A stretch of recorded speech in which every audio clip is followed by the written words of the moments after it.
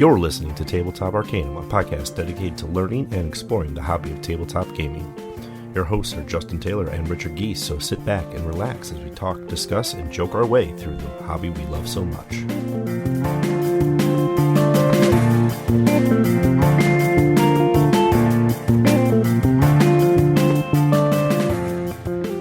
Welcome back to Tabletop Arcanum, Episode 4. I'm your host, Justin Taylor, with Ricky Geese. And we bring you even more exciting news, tidbits, knowledge, and fun. This time we're going to be talking about friendly local gaming stores and what about them.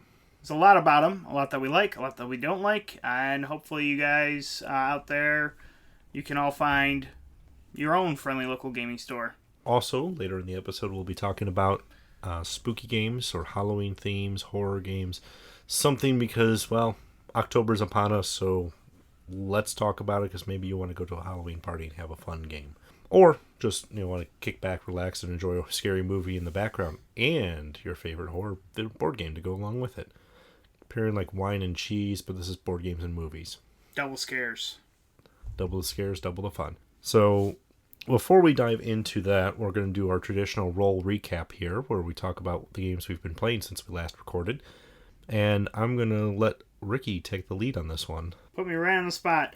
Well, I have just actually picked up Legacy Encounters Firefly. Haven't played it yet. Got to at least flip through it. Pretty excited for that. Did end up kickstarting Microbrew. That is actually over now, so it's probably pointless that I talk about it. But hey, I'm pretty excited about it. It's something that I know that me and another player can enjoy together. I played a few rounds of Boss Monster, and I go right back to Harry Potter. It's tried and true. It's a fun game. And it's a game that you just keep playing and playing and playing. Okay. So, and, well, we just posted something on our Instagram regarding what you played over the weekend. So why don't you take it from here? Sure. Before I go into that, I would like to kind of roll back a little bit. After our last recording, I couldn't be stopped. I finished Pandemic Legacy Season 1. How did it go? It went very well, actually. Other than our terrible loss of September, and September is a month that we don't want to talk about anymore, for the most part, we did very well in the game. Had a pretty good ending as far as, feel-good moment. Really kind of amped me up personally for Season 2, and I have so far resisted the urge of going out, breaking it open, and playing the heck out of it until I bleed. We'll probably be doing a little bit more soon because I want to get that out there and start playing that. And really want to get started with that before Betrayal Legacy comes out. Mm-hmm. Speaking of spooky horror games, that's coming up in November. A little bit after the Halloween season, but it's still going to be a good item to pick up. Now, on top of that, the LCG night that I run at my local store, we've been playing on and off Arkham Horror, and we switch between the different LCGs that are out there. But we just finished the Dunwich Legacy campaign as a group. That did not end well. I was playing a character called Father Mateo. I had a weakness built into my deck that over time, if I drew it, it got worse and would swap out for a worse version. In my deck was the final version of it that if I drew that particular card at any point during the game, I died. Rough. I did not draw this card. I was the last character standing. Still lost, but for some reason I sat down and went, Father Mateo's not going to make this journey one way or the other. It was the other, not the way I thought he was going to go down, that finally did him in. But that was a lot of fun. I definitely recommend going through it. I don't want to be too spoilery on what happened, but those campaigns do great stories and really just tell you a tale for these characters, and then you get invested with them, then bad stuff happens to them, and then more bad stuff happens to them, and maybe, just maybe, you'll win. Delay the inevitable. Yeah, that's really what you're doing. The other piece is I got really excited with the group, and we are going to do, because it's October now, we're going to be running a Labyrinth of Lunacy 12-player Arkham Horror event in the next couple weeks here. And the benefit of that is it's 3 groups of up to 4 players each, all playing at the same time in the same scenario, doing slightly different things. The best way I can describe the scenario proper is if Arkham Horror and Saw had a baby. Interesting. Yeah, it's a lot of fun. And while you can play a solo mode where have one group run through all three parts, it's best played with the up to 12 players, three different groups at the same time. You get a better experience out of it. The other piece that I participated with is X-Wing 2.0 came out, and I went to the Gold Squadron Classic, which was like the first major X-Wing 2.0 event in the area. Had a lot of fun. Did not do very well. I think I won one match. That's pretty much what I do when I play X-Wing. I had a lot of fun moving ships on the board, meeting people, talking to people, and kind of just engaging in that community. And the best thing of all, the whole event was organized and sponsored by the Boy Scouts of America, Troop 301. So a lot of the extra proceeds and fundraising was actually brought to the Boy Scouts themselves. As a scout, something I'm actually invested in myself. So it was something I thought was very a good partnership, wanted to support it, and even though I would probably play X-Wing anyway, that made me want to go even further. Then, last weekend, as you alluded to, I got to bust out a couple games.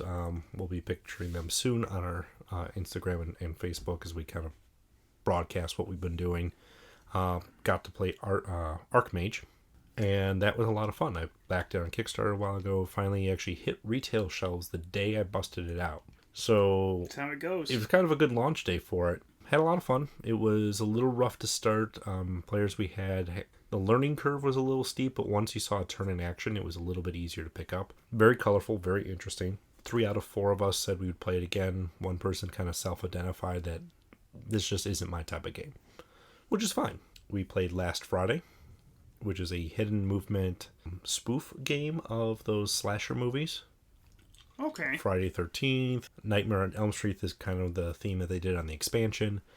So you kind of play 1 or 2 players play the psychos or murderers, and then everyone else is your camp counselors. Definitely a good game for a Halloween mood. That's a good one to start with if you like those hidden movement games.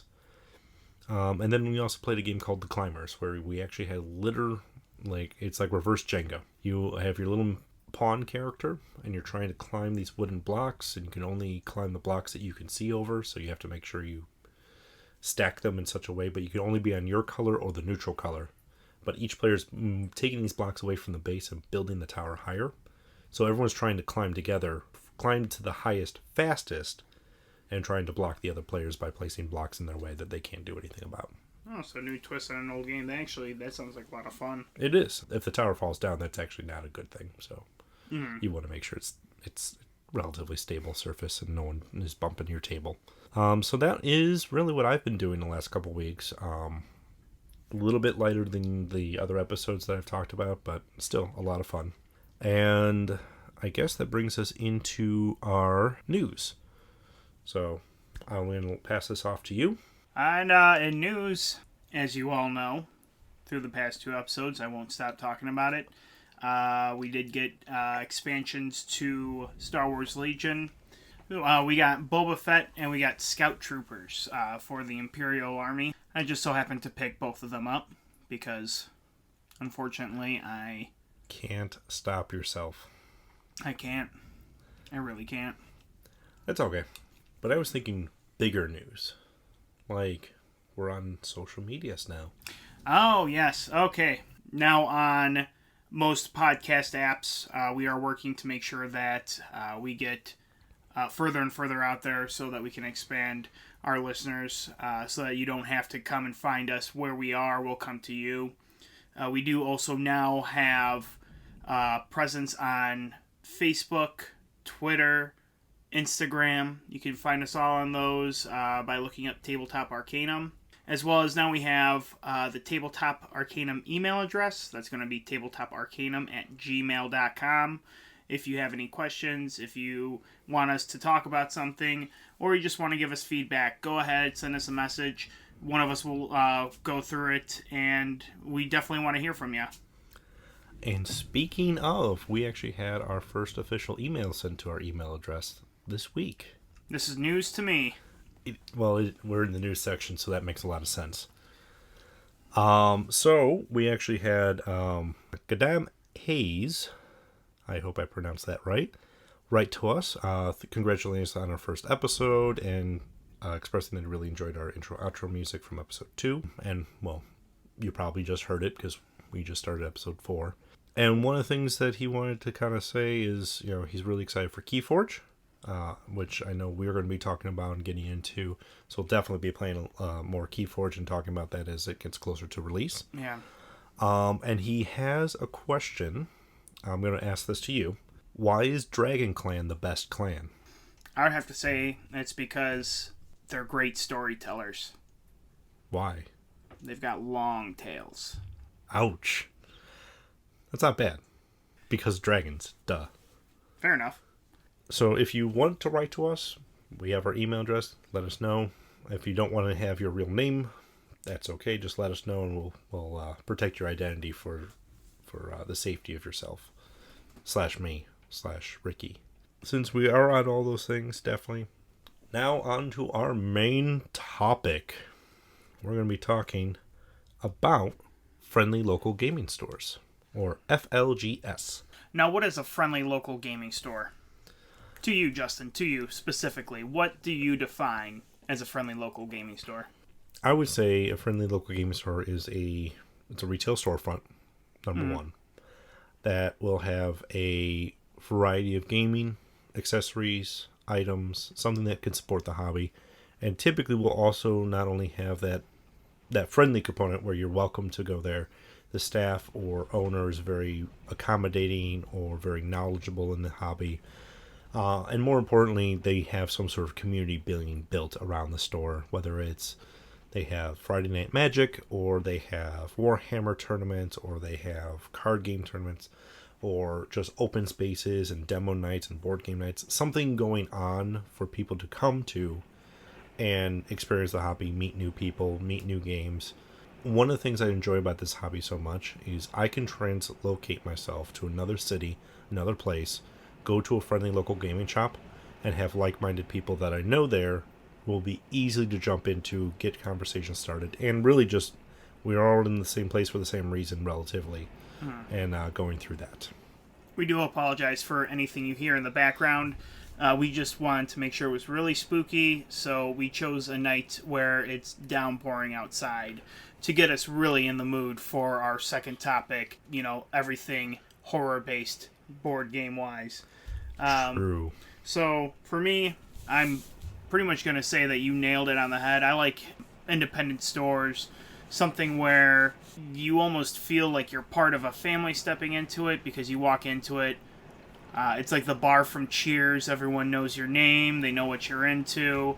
You introduced me to a store that I now frequent, and he knows the moment I walk in, he goes, "Hey, look, listen, I just got more Star Wars Legion in, and I've only been in there a handful of times." He already knows what I'm there for. He already knows what he should let me know is coming out. He's going to make sure that I'm going to be able to get what I need to enjoy my hobby to the fullest. And even so, our store, he understands his customers so well that if you ask him for something that he can get, but it's not worth it for him to get it for you, he'll gladly tell you, "Hey, look, listen, I know you're looking for XYZ. Chances are, if you go to Hobby Lobby, they're going to have that, what you're looking for. I can get you something like that, but if you want something of quality for painting, you might want to take a step over there." So, it seems that like he's more... I like stores where they're more in it for you than for themselves. So, one of our next touch points is, while I know there's not always a store in the area, and it's a pain point for some gamers, is there a benefit to buying at a brick and mortar store versus, let's say, online through Amazon or any of the mass amount of board game retailer online presence like Miniature Market or things of that nature? Your thoughts? And I'll come out and say it. For a long time, I was exclusive eBay. I would buy everything that I could off of eBay because you'd find deals on things. You would find sometimes used games. But at the end of the day, when you think about it, you try to buy these games for less on eBay. Who knows if you're going to get a legit copy where proceeds of that are actually going to the developers. Who knows if you buy a used copy if you're going to get everything. And Like that $9 Twilight Imperium 4th edition. I was willing to try it. $150 MSRP game. $9 on eBay. We both knew it was a scam. We both knew it was a scam, but they showed pictures from, what was it, Gen Con last year? Yeah. They had like all the Gen Con stuff next to it. I'm like, someone must have, something screwy's happened here. Yeah. Never came through, but Shocker. But at the end of the day, if something happens if you buy a game and something's missing in it, it's easier to go back to the store and say, hey, look, this is what happened, and then they can go and work with their distributors to see if they can help you with that. Versus if you buy something online, it's kind of, well, they're not going to want to give you that kind of detail. They don't care if you come back and buy from them because they're selling stuff on eBay. They'll sell something to someone else. Right. One of the things I always point out, and it's because I came from a retail background, you can get recommendations, you can get live feedback, and quite honestly, these are people who are living and breathing that hobby or dream. So they're kind of usually passionate. If they're not, there might be something to be discussed there. And then the benefit of the ability to say, hey, what do you think of this? Or have you heard anything about this? You don't get that online. You have online reviews, yes. People will rate it 5 stars, 4 stars, 3 stars, and a lot of times you can do a lot of research on like sites like Board Game Geek, or you can go through like Board Game Revolution, a Facebook group like that, where you can actually get a lot of community input. But at the other end of the spectrum, when you're in a store, you have someone usually right there willing to help you figure out what you're looking for or what you're looking at. It's also nice because, going back to Star Wars Legion, my life at this point, right now there's not a big scene in the area for Star Wars Legion. X-Wing's pretty huge out here. Destiny's pretty big out here. Talking to owners of these stores, if they know someone who plays it or has played it, they can always try to hook you up and make sure that you can play against someone, see if anyone's willing to come out and bring out their minis just for a small game or something. Right. Now, next prompt I have for you, Mr. Ricky.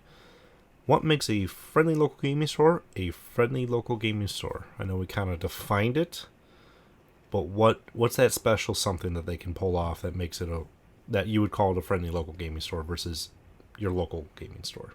Well, I mean, pretty much the non-big box store feel to it, the non like franchise feel to this, where it's not someone coming in collecting a paycheck and they just want you to buy something and keep moving. You come in, like you said, these people are very passionate about it. They have their pulse on the hobby. They know what's coming out. They can give you suggestions. So just the level of care and detail that goes into them performing their job versus a big box store. That's fair. I would definitely agree with that too. So it's that above and beyond customer service that you don't really get in a Target per se.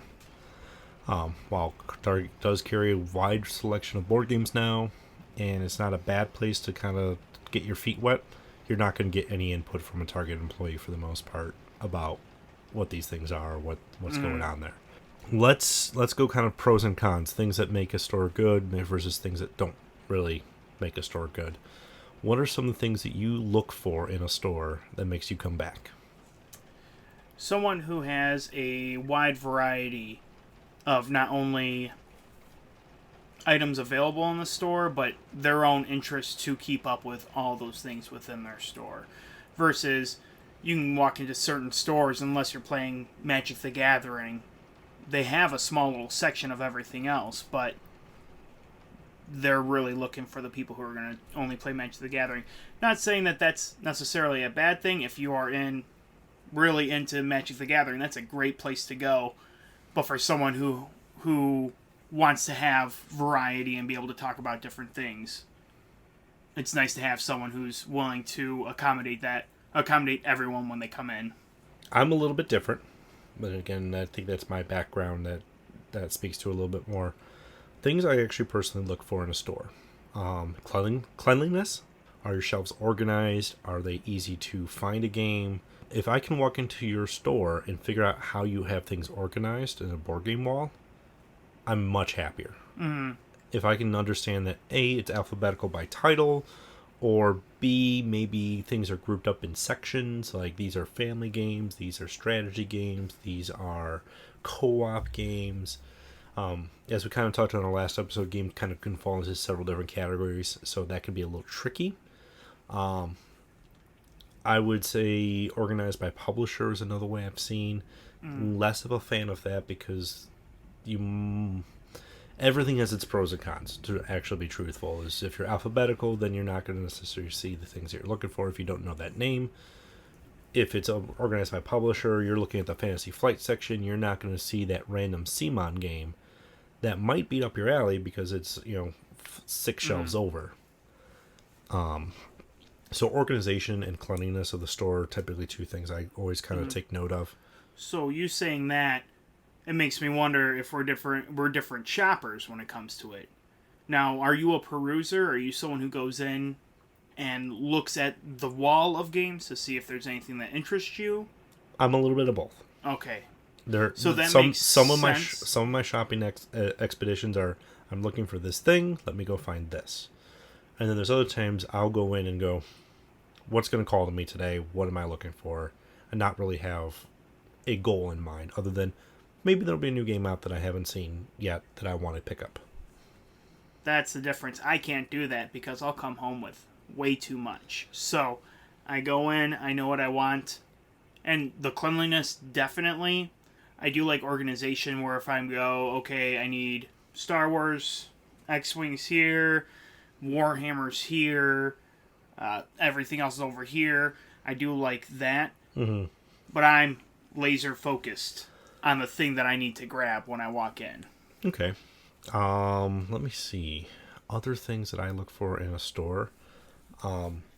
Usually, other gamers gaming is usually a good sign. If you got people in your store playing a game, enjoying themselves, that's usually a plus sign that you're saying, hey, people actually want to spend their time there. You're doing something to make the environment happy where they want to come out and do that. Opposed to sitting at home in their basement or in their family room or wherever they play their games at home. One of the other pieces I tend to look for is just kind of that awareness from the staff. It's that ingrained retail knowledge of me. If I walk into a store and know, I can literally walk into a store. I did this in a couple days ago at Walmart. I walked in. I did not speak to a single human being for 30 minutes while in that store. Not even while checking out because they have self-checkout now. It's almost unnerving at one point. You A walk little past bit. people and they don't look at you. And I've been in game stores like that where you walk in and the person's sitting behind the counter and they don't say anything. No You just walk acknowledgement. around, yeah. And that is definitely a key. Just at least, thanks for coming in. Hey. Thanks for coming in. Hey, are you looking for anything? You need that acknowledgement, and for the most part, again, I'm going to keep referring back to my retail habits. Mm-hmm. That's a deter of theft. Mm-hmm. Loss prevention 101. As soon as I greet you, I know you're there. Mm-hmm. Whether I'm watching you at all times or not is a different story. But a lot of shrink, a lot of theft opportunity in retail stores comes from just opportunity. Mm-hmm. You're not necessarily going to stop someone who comes in walking through that door like, I'm going to steal something from this store. But if you're ignored, if you're not being paid attention to, maybe you are, and you'll take that opportunity. It's just things I've learned over the years doing that industry that there is a psychological aspect to that. I think that may hit all of the pros, the things that I'm actually looking for in a store. Community events, things like that are always beneficial. If there's a calendar of, say, hey, I'm looking for an RPG group, or I'm looking for a open board game night, or hey, I'm just trying to get into X-Wing or Shadespire. If you have a bulletin board event list, say, hey, we've got these things coming up. Those are all factors that help that store grow and make people want to come back. because maybe, oh, I am playing that game. Let me go back and check it out with other people and see what they do. So we're going to flip the switch. Turn-offs. Turnoffs would definitely be feeling like you're not you're not seen within the store, walking around, picking things up, looking at items, and not having anyone ask you questions about that. I may know a lot about whatever I'm holding. I may know nothing about what I'm holding. I may just be in here to figure out what I want to take home with me. If no one comes up to me and talks to me, or lets me know, or acknowledges my curiosity, it doesn't really bode well. Chances are I'm less willing to buy something from that store. Yeah, no, definitely.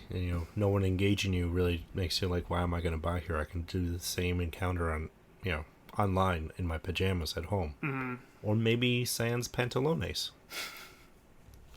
Fair enough. It's your own home. Yeah. So, yeah, I definitely agree that's a big turnoff. One of the things that I have, as I've traveled and visited other towns and visit the stores, because, well, I'm in the hobby. That's what I do. I'm being sent over to Georgia for 2 days or 2 weeks or whatever for work.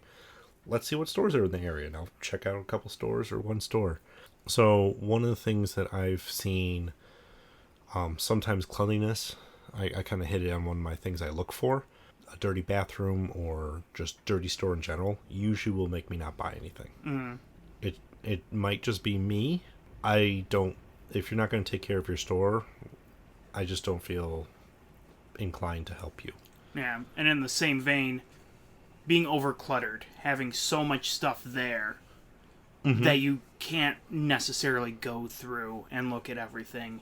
There's a fine balance point. If you have so much stuff that your shelves are literally like shoulder to shoulder, and like I can't walk through an aisle of product and pass another patron, you have too much stuff. Or you have too much stuff for the size of store that you are. I've seen it in both ways. I've seen a store have the same amount of stock between one store to another, but one store was much more open, and it didn't feel cluttered, even though they had probably the same, if not more, selection. It was just the layout and the presentation and the merchandising that they did was that much better. Another turnoff for me, typically, and it all depends on the area and the group, is your community and your culture that you've cultivated into your store.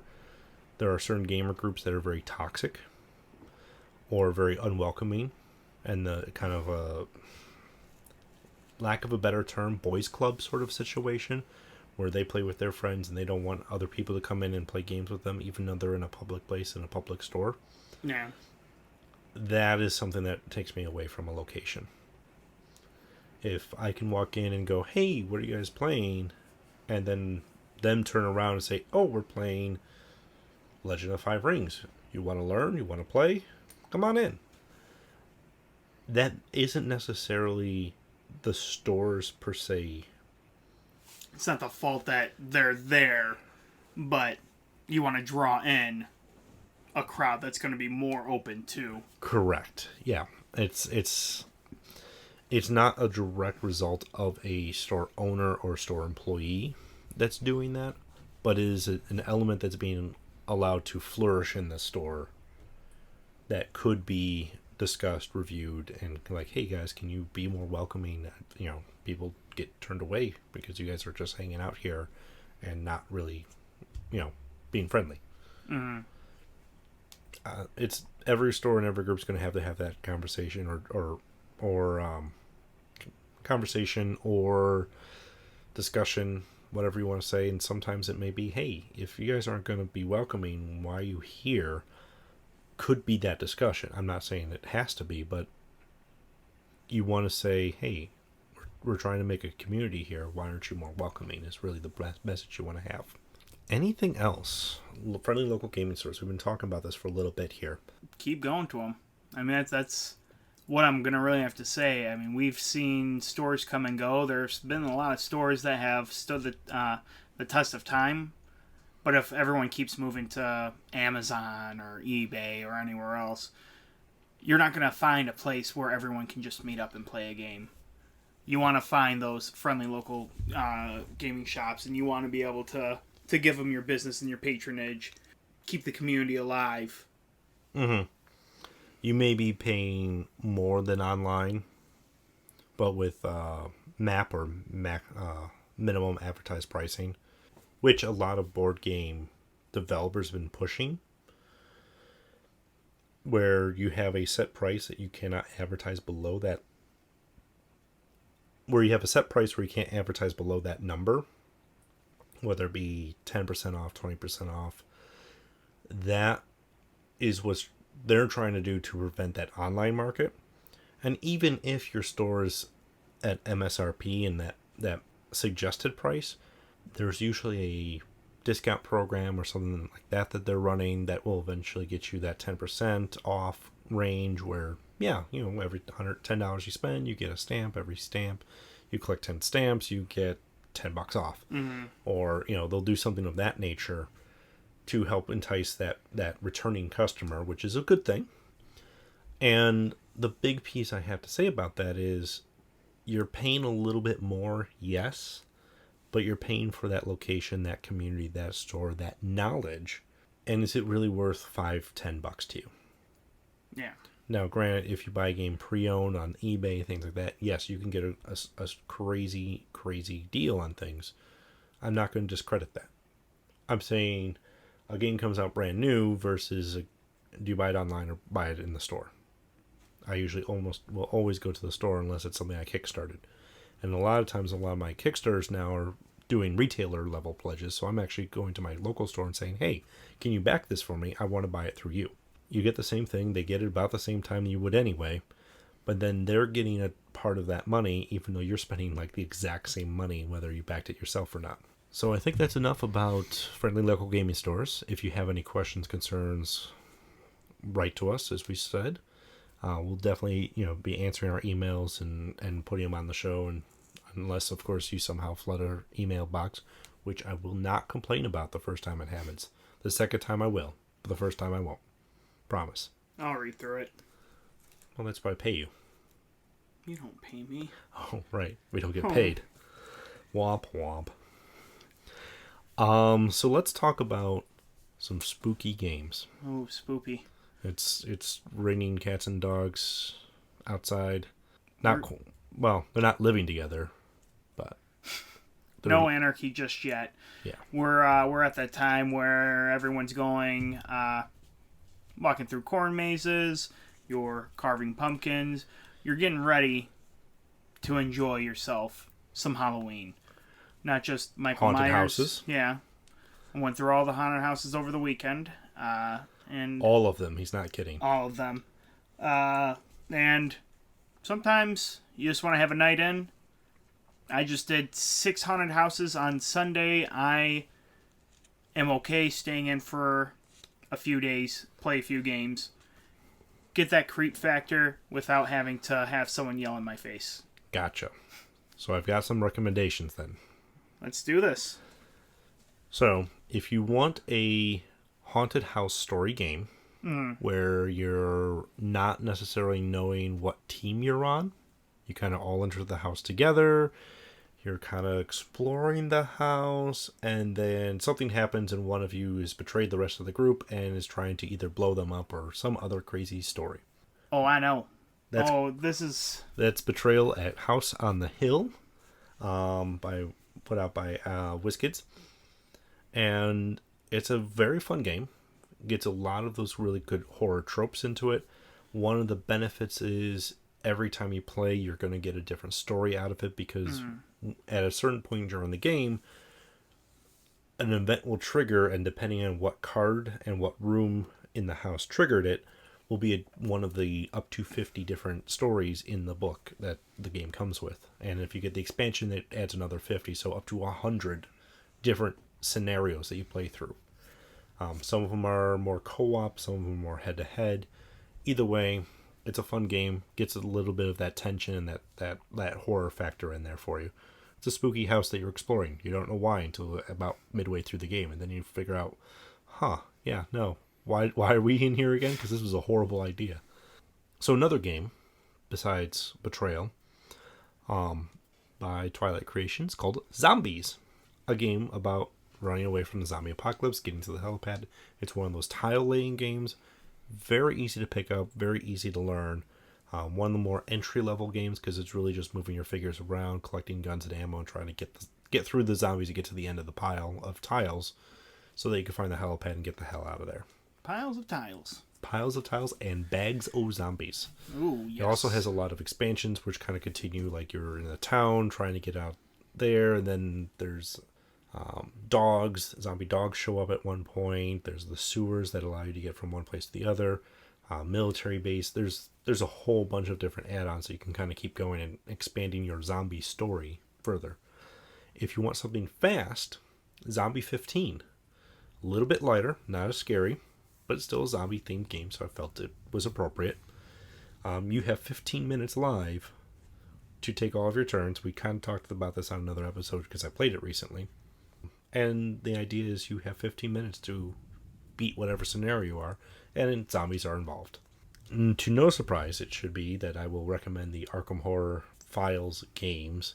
With the new Arkham Horror coming out this quarter, I would say hold off, get 3rd edition. I will be playing that a lot coming up once I get my hands on a real copy of it.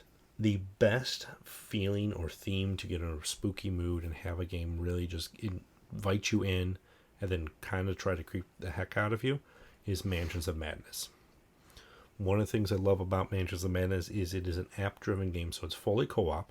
The app has its own soundtrack and score, so when you open a door, it will play a door cracking noise.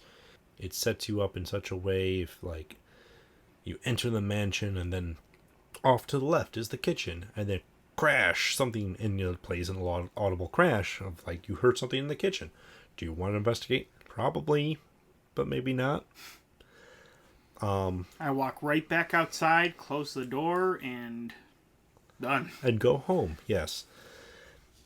But I feel it's one of those games that, because of the app component to it, it does a very good job of setting a scene, setting a mood, because music and sound effects are very big on horror tropes. If you like a dice chucker and just want to throw dice into, kind of like a Yahtzee-ish game, Elder Sign, it's that Lovecraftian horror plus dice rolling. If you want more higher player count or a party game, Ultimate Werewolf is usually my go-to, or if you want a Lovecraftian twist on it, Do You Worship Cthulhu? That is your social deduction game. We kind of talked about it last episode. You're looking at where one or more players are a werewolf trying to murder people in the village. Everyone goes to sleep at night. The werewolves will, quote-unquote, wake up, which means those players open their eyes and collectively point to one of the random innocent villagers who will wake up in the morning. Well, they won't wake up in the morning. They're dead. And then everyone starts accusing each other who's the werewolf, and they're trying to figure out who the werewolf is. And the great thing about that game is it's one of the fun games to play at, like, Halloween parties, because it can support to some stupid number of players. Ultimate Werewolf, I don't even know what it caps out at anymore, but I've played 30-player games. Oh wow! Right? Yeah. Well, people die fast. Going back to our zombie theme, we talked about Gen 7 on our Gen Con episode, but the first Crossroads games, Dead of Winter, survival horror in a zombie apocalypse, definitely has a lot of tension. There's a hidden traitor mechanic to the game that's really good. Pretty good on entry-level players. If you're creeped out by zombies, definitely not, but we're talking about horror games, so I can't get away from zombies, I'm sorry. Wait till Gen 7. No zombies in there that I'm aware of. If you're lucky enough to still have a copy, The Fury of Dracula by Fantasy Flight, or coming soon, they're reprinting it from WizKids. That is another hidden movement game. One player plays Dracula, everyone else is the classic Dracula hunters, running around Europe trying to find Dracula. Also, Dracula hates trains. Don't ask why, he doesn't trust them. It says so in the 2nd edition rules. I don't blame them. Right. They're always up to something. Always up to something. rail. Going places quickly, like they're running away from their problems. I was going to say they were railroading you.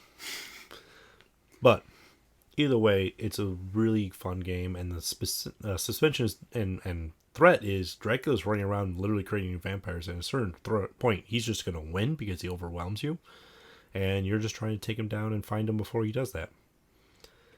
Coma Ward was a recent Kickstarter that came out where everybody wakes up in an insane asylum.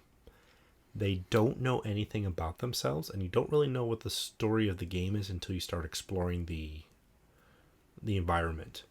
And there's like 12 different cassettes that you can have depending on which scenario you want to play, and each one's going to be very different.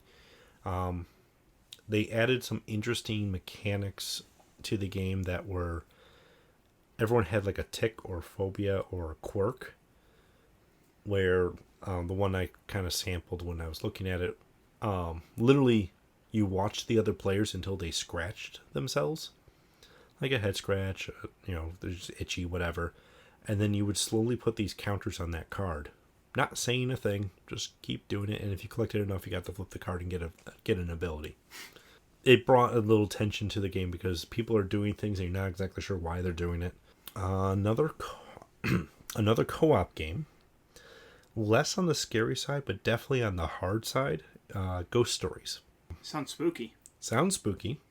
You're a bunch of Taoists, and you are in an ancient village who is being overrun by ghosts, and you're trying to battle the ghosts and demons and things like that. As one ancient city would be, like. It's true. They usually have a ghost problem. No. But normally they're supposed to be like your ancestors and welcoming and guiding. No, these are like the angry, mean ones. So Ghost Stories is a lot of fun. Also, Gloom. I think Gloom is a great game for Halloween because you're trying to make your personal family miserable. You have these translucent cards, and you're playing bad stuff on yourself, but good things like, hey, you had a baby on another player's family to make them happy. But the entire game is to literally make your people as miserable as possible and then kill them. And you kind of get this narrative as you play cards of like, oh, wow, their life really sucked. Sometimes it makes you feel good about your own life at that point. Such an uplifting game. It is. It is. We talked about last Friday already. Slasher, hidden movement, really fun for that. One of my, I want to say, favorite, up to 7 players can play this one. Mysterium. There is an app. I don't like the app personally. The AI is all weird. It's Clue. It's co-op Clue with ghosts, but it's not truly co-op either because there's a winner at the end. But the ghost is communicating with all the other players who are psychics by giving them these tarot-sized cards with abstract art, interesting colors, all sorts of things, trying to get you to guess a person. Mm-hmm. And then once you guess your person, you move on to the next level where you get to guess your place. And then once you guess your place, the next thing is weapon. So the ghost is trying to communicate through these vision cards how they died and get these psychics to say, oh, I know who killed you. It was the butler in the billiard room with a lead pipe. Similar to Clue like that. Where if that's the case. Reverse Clue. Kind of reverse Clue. The ghost is already dead, but he's trying to tell you the answer. So the game is beautiful. It is co-op. If not everybody gets all of their clues within enough rounds, everybody loses. But at the end, if everybody gets to the end, the ghost will actually get to pick one of the sets of clues, either player 1, player 2, player 3's sets of cards, and they give a final vision.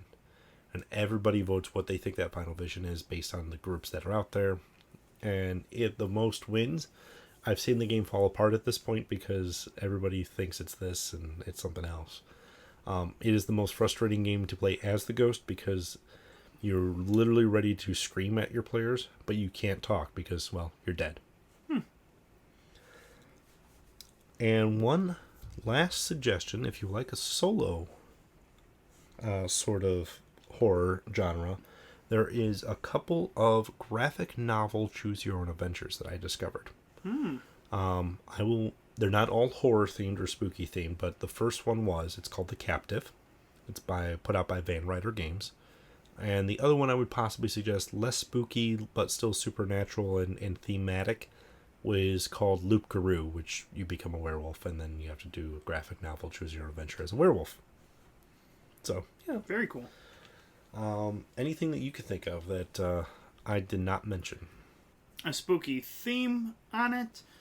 Definitely Boss Monster. You play as a monster. You're luring in heroes to your cave.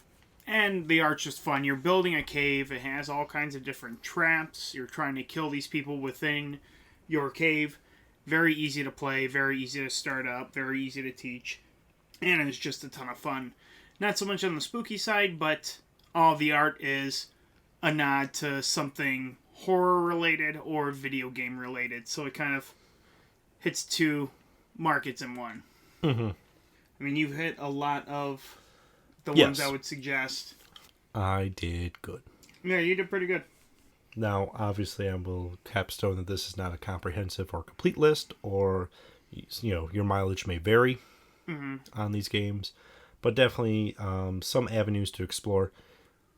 You know what? I thought of one other one, not horror themed. Mm-hmm. I guess you can get a horror themed version of it. But if you want the white knuckle tension of a game, play Pandemic. Yeah. Now, I mean, they even have... there's Reign of Cthulhu, Pandemic. So if you want to put a little bit more of a spooky theme to it, you can. It's just as good. But the original game is just great for that. I think we can make it. If everything goes right, we can make this and we can win. Flip. Nope. You just lost 6 different ways all at once because the game was just that mean to you. So I think that will kind of cover it for our spooky games. The other thing that I want to at least highlight coming up is I'll be attending Arkham Nights 2018 in Roseville, Minnesota in a couple weeks here. And I hope to have a nice, good report back on that and for my adventures, what I've seen, what I've experienced, what I like, what I don't like. As well as, hopefully, cross my fingers, I come home with an Arkham Horror 3rd Edition game where I'm going to play the living hell out of it until I can't play. We're going to play the living hell out of it until we can't play anymore. Which, we'll probably do our very first review based on that game. Mm-hmm. And actually dive deep into a whole episode of that game and break it down from its components to what it plays like, what it's like, what we don't like, etc. so forth. So, until next time, this is Justin. And this is Ricky. May the rolls be with you, always.